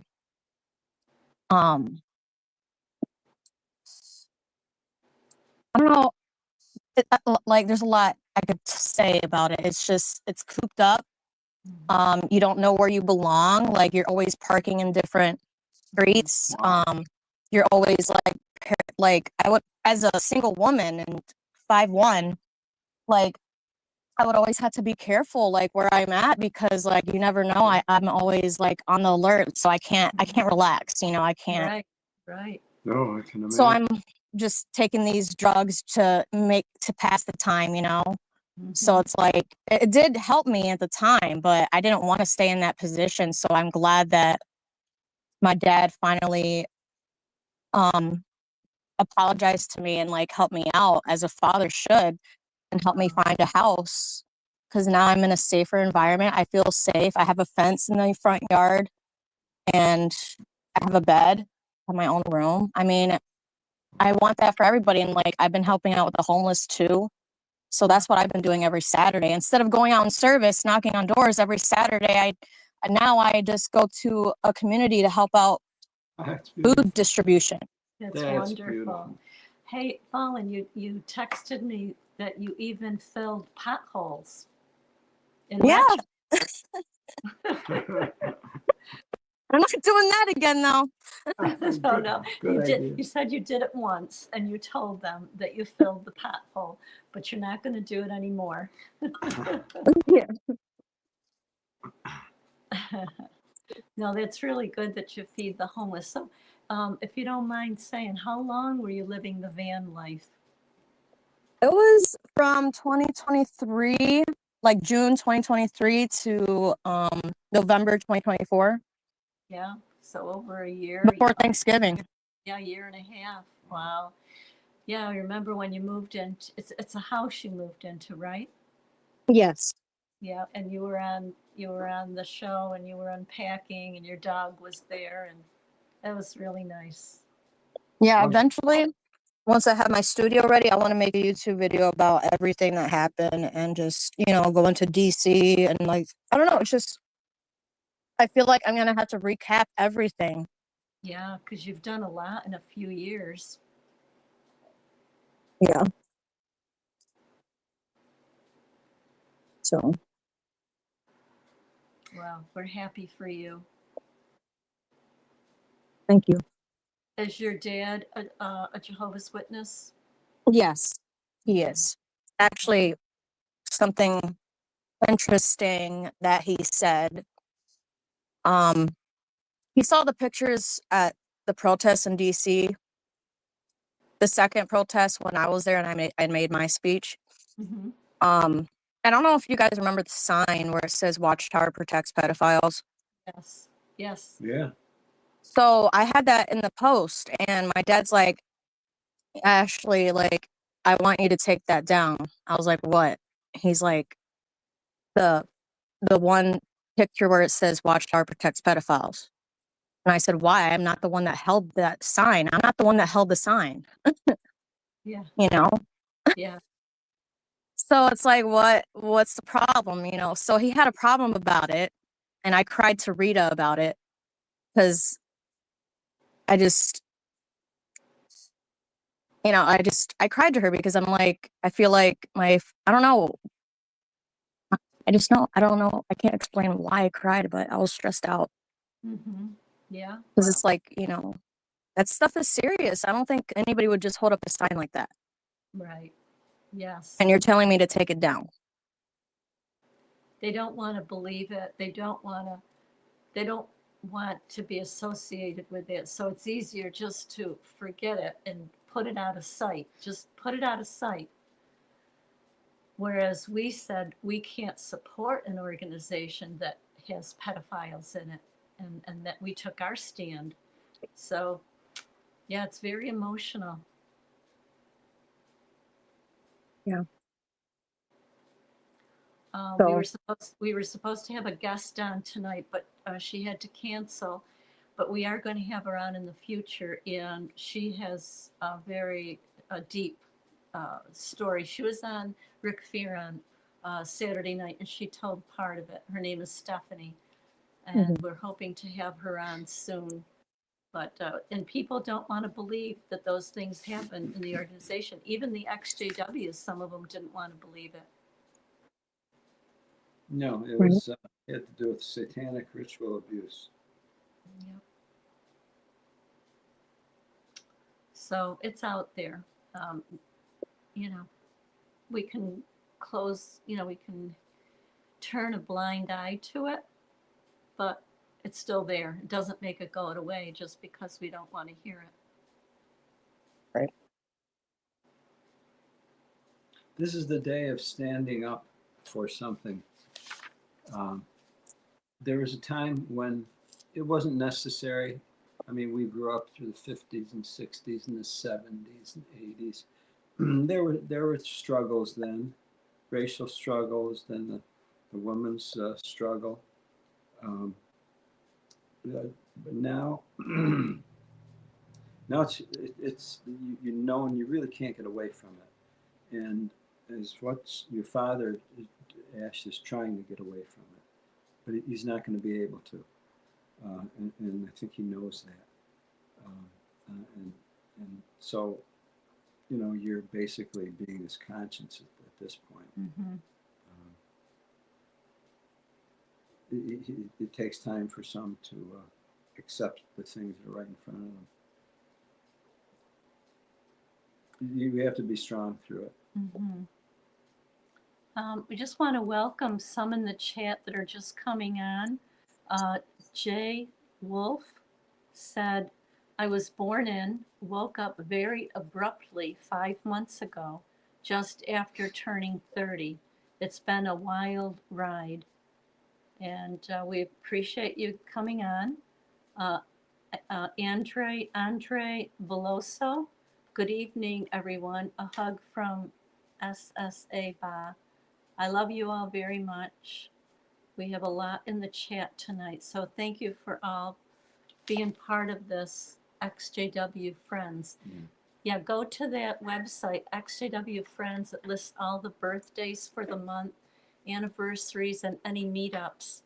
And we're looking forward to seeing you again, Ash, at our meetup in May 18th.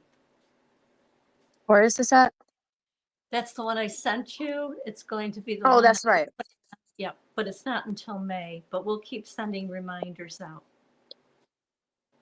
Is it in New York or? New York. Yep, it's actually just outside of Utica. I'll send you the invitation again. Okay, that's sweet. That's awesome. I'm glad it's not too far like DC. No. I'm like, I need a break from going to DC. Yeah, I know. Yeah, if anybody else wants to come on, we've got 10 more minutes or 15 more minutes. I'm looking at, let's see. I know Ruby shows a movie at 10 o'clock on Discord. The movie tonight is called The Goonies. So that'll be at 10 o'clock.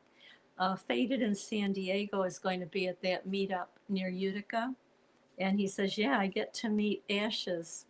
So San Diego's going to be there. That's why we're having it at that time, because he's going to be in town.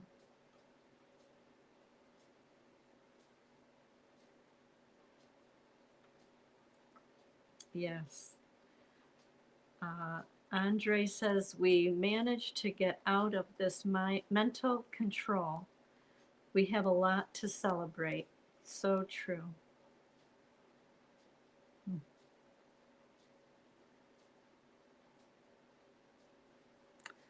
Jay Wolf says, thanks, everybody. I'm doing pretty good now, but am not sure what to believe anymore. So far, I'm not disfellowship, but my mother is shunning me already. Yes, we know the feeling. Joe and I were PMO for a year, and just because we were questioning, we went to the elders. We asked them about the sexual abuse, the cover-up, and of course they denied it. Our children found out about it, our 4 grown children, and they started shunning us. Well, we told them about it. Yeah, we didn't try to hide it. No, we weren't hiding it. We told them about the ARC. I said how we saw this documentary. I took notes on it, and I was, relating it to them, and they did not want to hear it. Our oldest son, who's an elder, Joe was on the phone with him, and he said to Joe, his father, he said, the only thing I want to hear, and Joe cut him off. He says, I'm sorry, I can't tell you what you want to hear. No, that was it. No, they anyone who's in has to support the values and the beliefs of that organization. You cannot have your own beliefs. You cannot have your own values, and you have to bury and suppress your own. And hopefully someday they stop doing that, like all of you are. All of you are. Hey, Joe and Fran, I had a thought I wanted to add. Sure. That's Christine. Yeah, after, I'd heard your story a few times, and every time I heard your story, different videos that you did, and interviews that you did. Yeah, and I mentioned this to you once before. I'm very convinced, though, in your case, that the elder that knew your family well, brought you in the org, that particular elder was complicit in destroying your relationships so quickly that you couldn't even get your breath. And Yes. I believe that, like I said, there are people, whether they're religious or not, they have something inside of them that acts on evil. And I really believe he was acting evilly, and he has something in him that pushes to hurt people, you know, has a, he has a, I don't know what you call it, a long time developed trait that came out as destructive. And I truly believe you were targeted by something evil. Well, see, Anyway. You can almost say it targeted him too, because his father also became an apostate when Raymond Fran. Oh, so there was some. Yeah. Oh. And here Revenge. initially he had so much respect and admiration of his father. Always spoke very my highly of goodness. his father. See, now all of a sudden he can't speak highly of him anymore. Right. So now, Yeah, he bitterness he rules. told us that. Bitterness. It's interesting. It was on March 2nd, because I wrote it down. It was my birthday. We called him. He was in a meeting at Bethel, because he's in the Bethel higher ups. He was a CO. He's retired. And that day, after we got off, and he said to Joe, he said, "You sound like an outright apostate." And that same day, I can't remember if it was a Wednesday, but he called our children and told them that your parents are into something very dangerous. And from that point on, you know, they listened to him and turned their back on us. So that's how it happens. I just want to say hi to Ruby. She's waiting too. Hi, Ruby. Thanks. Hey, you, guys. Thank you, Thank Elaine. you, Thank Elaine. you. Thank you. The story's not over. No, it's not.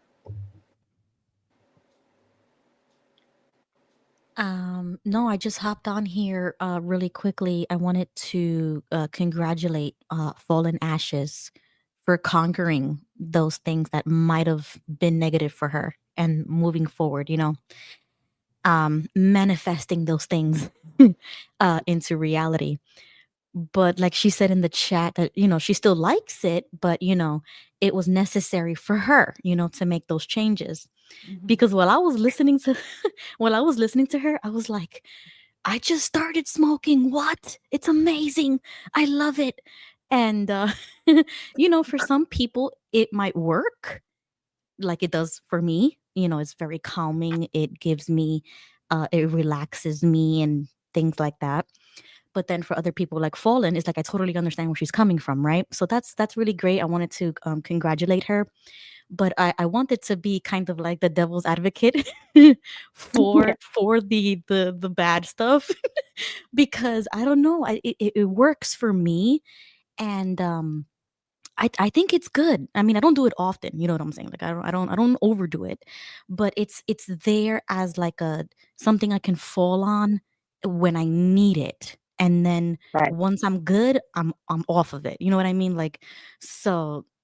Just I wanted definitely to don't want make you to that think I definitely don't want you, Ruby. I don't want you to think that I'm talking bad about weed. Like it really did help me. Like it was Right. definitely meant for me at a certain time, and even still, like I would like to, you know, smoke occasionally, but like, you know, I just I agree with you. Like I don't want you to think that I'm talking bad about it because it Oh definitely is a no. different towards everybody's body, you know.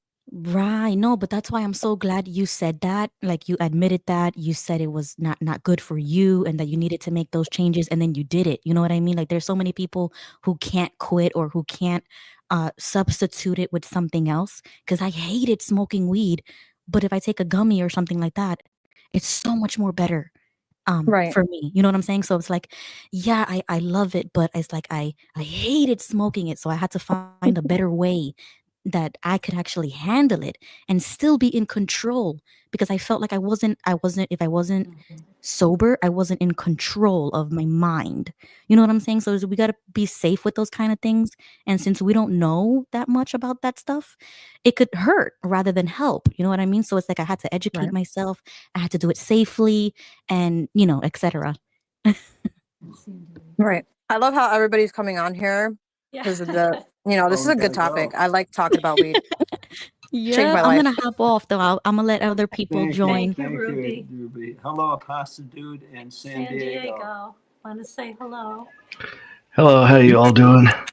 Good. Howdy, howdy. Howdy. Yo. Go ahead. Hey, how you doing, Diego. Ashes? Eating. Yeah. I had to. I know there's not much time myself. I just want to make one thought. When Elaine said that one elder that Joe's referred to constantly, Joe may agree that the red flag that he missed was very early when he said, "Maybe it's your attitude." That's a red flag. Oh no, it was so true. I mean, my mind is on it day and night. Oh yeah. Yeah, that was. Well, we all miss red flags. We all miss them. Yeah. Well, at that point, to me, it was a challenge to whether or not I had an open ear, and I did. But frankly, that doesn't make the difference in what the organization became. Oh dear, but it's true. If there's an indicator, it was a pretty interesting indicator. I have this poster adjacent to my office, and it's a colorful image, and it says, "Imagination is more important than knowledge." And that, of course, then I turn around and I retain. If I turn the camera on, I retain all the library. I have all the bound volumes, and I said, "Well, there's the fantasy." Yeah, that's true. Millions now living will never die. Yeah, I got it all, man. Where have all the millions gone? Yeah. Anyway, it's not much time. I'm gonna check out No, San Diego. Go ahead. Okay. Yeah, I didn't catch the entire show. I just barely got on about 15 minutes ago, or I was leaving the gym. I caught part of congratulations to Ashes. She looks like she's been doing a lot of training. So, but yeah, we had a finals week on the gym, so my knee's not exactly 100%, but I was able to do a standard squat, and I rep twice at 215 pounds. So that's a pretty big accomplishment right there. I haven't done that since like high school when I was just repping that, but that's all right. So, but I know I ended up I posted on my I think in Discord and Facebook a few days ago that I had an unexpected visitor. Some people probably saw it, that who I thought was of a JW, come up to my cubicle, knock on the door even though it was closed, and said, "Oh, so and so says hello," and I didn't get who they were talking about. Well, an update on that: I ID'd the guy, and it turns out he's an employee in a different department who's a JW. So it's kind of like, okay, so now I'm seeing the dirty tricks that people are using. They're sending employees now to try and and that was like, and that hello I could tell was not a hello and like greetings, how are you doing? That was more of a hello, like saying we're keeping an eye on you type of a thing. Wow. My message to them: bring it on, because I don't give two hoots anymore, and I censored myself on that one. So Good for you. Good for you, San Diego. yeah. Ruby's back. Ruby's back, and we're gonna be Oh, in trouble. I forgot to make the announcement that I was gonna make, but hold on, San Diego. You just said that story, and now I'm thinking, is that like stalking?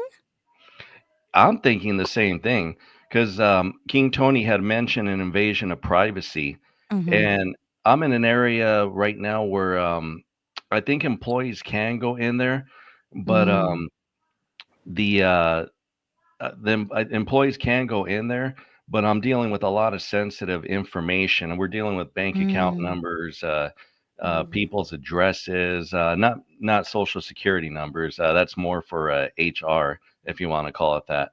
But the but yeah, Yeah, I mean, they have a card in the general area, and they know they're not supposed to go in the building. But where I work Mm. at, apparently in different departments, there's like a lot of witnesses, from what I understand, that work in the same general area. I know some of them, and they're in different departments, but it was just Mm. coincidentally when I was going on a lunch walk with two of my peers that I work with, Mm-hmm. that the same guy happened to be there, and Mm-hmm. one of my buddies, Vic, just said, "Hey, so and so." He mentioned his name, and him Mm-hmm. and I made eye contact with each other, and he wasn't smiling like the way he was over there because he saw the glare in my eyes Mm-hmm. staring right at him. So it was Mm-hmm. kind of like, I know who you are now, type of a thing. So Yeah, no, that's like borderline harassment, like yeah, stalking or Yeah, I'm something. really Oh, sorry that happened. Tony yeah. just joined. So Tony, go ahead and say whatever you want to say because we're about to wrap it up, and I have an announcement to make. So go Okay. ahead, Tony. Hey, girl. All right, I Tony. think you're Oh, I'm muted. over here talking and my thing There is we go. muted. I'm so sorry. Okay, go ahead. No, I just came on because I was listening to San Diego as well. And I'm like, it's definitely 100% stalking. And I'm glad you expressed what you expressed because this needs to stop. Like, this was yesterday. I went in my email and I'm like, getting rid of any trash. And I see this email from this person. And I always said, I clicked on it. At first, I thought it was a scamming thing. It was an elder from No. the congregation letting me know about a new app that they have going out. I don't know if you guys have heard of it. Oh Huh? no. Yeah, and I don't think I JW? deleted it. I don't think I deleted it yet. But let me just see. A Hold new on, app because it for was what? I that's what wonder I'm if it's the saying. same To one keep to put updated. time in. With the elders? Yeah, I'm gonna tell you right now. Was it It was actually really JW yeah, look, something? okay. So dear sister, the body of elders would like to invite you to please download the free NW Publisher app. Have you heard of that before? I think so. That's a new app that they're using to log in time and everything like that. Because I think, Oh my gosh. yeah, To definitely monitor and just like this is, I don't know, for me this is pretty anal. Yeah, but you've been inactive Like for how long now? Like to send you that long is 2 years, so officially 2 years. exactly. That's horrible. Yeah, and then connect to our congregation. And mind you, I have not reached out. I have not spoken to nobody. So the fact that I'm still there Mm-hmm. and they're still sending me messages like this is crazy. Yeah, that's horrible. Yeah, Still on so Did their you list. respond? no, I did not respond. I do not plan on responding. I plan on blocking. Yeah, Wait, I'm Tony, confused. you're still on their list, and they're reaching out to encourage you because you're one of the ones that they want to come back. Yeah, I'm So- Right, sure. but it's like there's nothing encouraging about it. It's No, literally it's just about Creepy. the app. That's funny. That's crazy. There's not, it Well, wasn't even they're like a try- hey, how you doing? It's been a minute since Yeah, I've seen you. that's This insensitive. was I like would a reply and I would promoting not chill. You're better than me because I would have blown up. I would have sent a reply, a very nice one, but I would have Oh, blown up. you see, I don't waste my time sometimes with I responses. know. Yeah, I know. You know me, girl. I You know know. me. I have a question.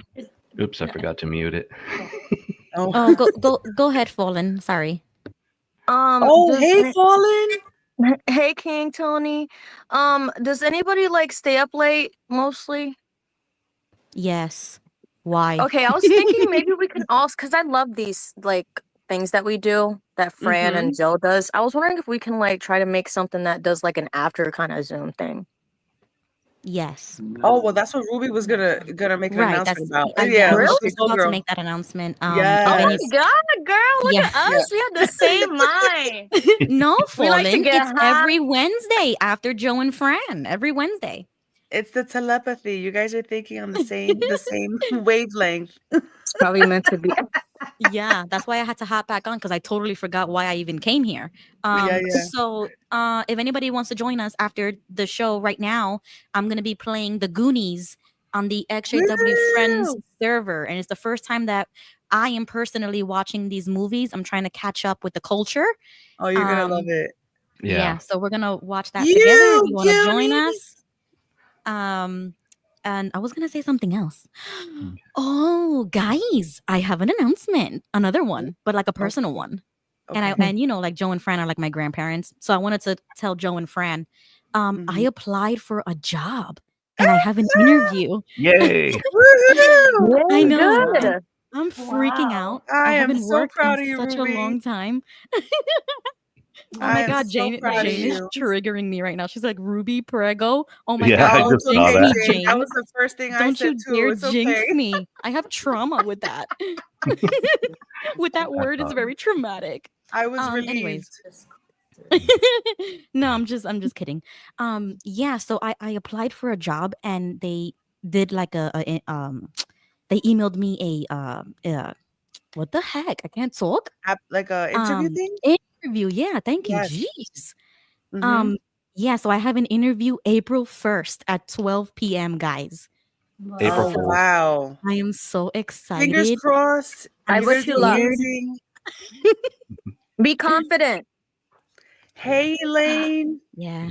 Hey All Joe right, and Fran. I'm anyways. sorry I didn't say hi to you guys. Thank you Yeah. for coming But that's on. amazing news, Ruby. We're so happy. Yeah. I'm scared though. Like I'm nervous. I don't know. I don't think I'm good with talking I to know. people in person like that. And I it's like you want to give a good impression, right? But I feel like I'm socially awkward. Yeah. I talk about this all the time. You know, in real life it's different for me. You know what I mean? So I'm nervous. I got like a thing in my stomach, like a knot in my throat, and I'm like, Yeah. oh, I gotta put a nice face and a nice voice. Yeah. Did you do, But you do so well. Yeah. have you researched the company?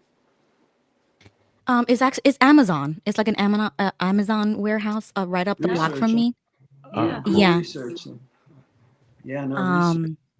Yeah, I applied to be like a driver. So I don't know if it would work out. It was just like spontaneous. You know, like I just did it without thinking, just do it. And then I was so shocked I got an email so fast. They could offer something else too. Yeah, I know. I just it's weird for me. You know what I mean? Like I was always a stay-at-home mom for 10 years and I've only had part-time jobs or like drive-through jobs, you know, like something fun that I can, you know, do, but to actually get a real job, like, ooh. Anyways, I just We're wanted to gonna let you do guys it. know that. Yeah. Congratulations. Yes, keep us Yeah, that's posted. awesome.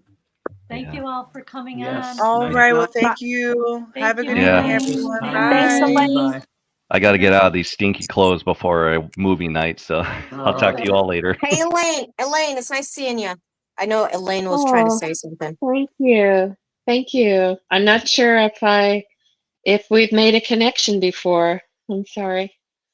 No, Yeah, thank I you. heard a little bit of what you were saying about like. Anyway, that's another topic. So I didn't mean to. I know it's getting late.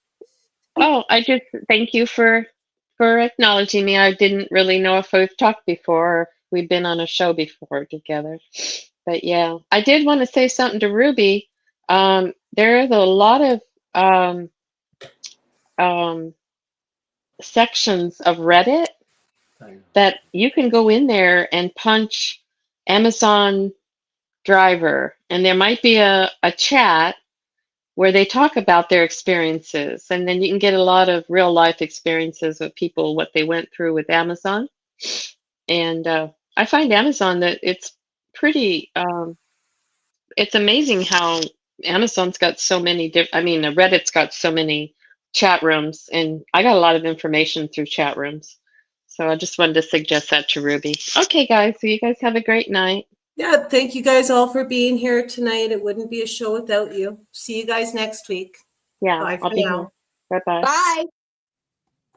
Bye. In making friends. I need people making friends.